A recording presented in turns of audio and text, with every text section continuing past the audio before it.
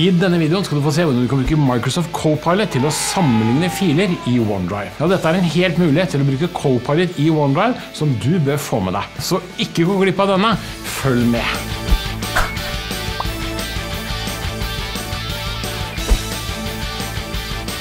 Hei og velkommen til et nytt fredagstips. I dette tipset skal du få se hvordan du kan bruke Microsoft Copilot i OneDrive til å sammenligne dokumenter. Det en smart måte å bruke AI til å kjapt sammenligne ulike dokumenter eller avtaler for å finne forskjeller i teksten. Dette Copilot-trikset funker like bra på Word-dokumenter, regneark, PowerPoint-prestasjoner eller PDF-dokumenter. Som alltid det enkelt å få til selv, ja, så lenge du har Copilot da. Og har du ikke Copilot, så kanskje det kan være gøy å se hva du går glipp av. Bare se her. Du kan starte med å åpne opp OneDrive i nettutgaven her nede på menylinjen i Windows.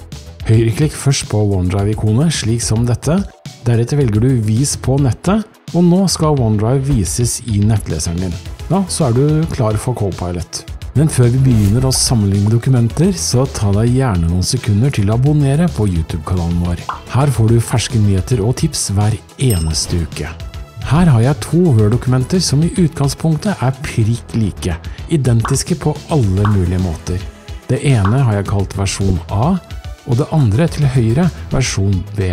Så tanken å endre litt på B-versjonen og deretter få Copilot til å sammenligne dem. Begge dokumentene har jeg lagret her i OneDrive.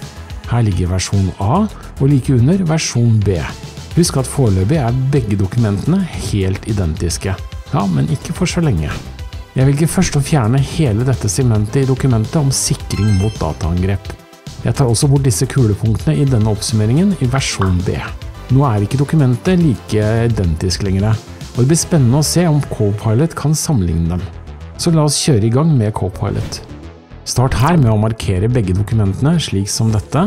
Når du klar, klikker du på Copilot-ikonet som du finner her oppe på menyen i OneDrive. Helt til slutt velger du Sammenlign filer midt på menyen. Ja, nå det bare å glede seg til resultatet. Som vanlig tenker Copilot noen sekunder før svaret kommer, så her kan du gjerne ta deg noen sekunder til å slappe av eller gjøre noe nyttig eller produktivt som du har utsatt lenge. I oversikten som Copilot lager for deg, sammenligner den begge versjoner av dokumentet i en kolonne til venstre og en i en kolonne til høyre. Den har allerede laget en logisk struktur av dokumentet her på venstre side. Her ser det faktisk ut som Copilot har vært smart nok til å finne ut at dokument B ikke nevner sikkerhetsverktøyene som den fant i dokument A. Smart, ikke sant?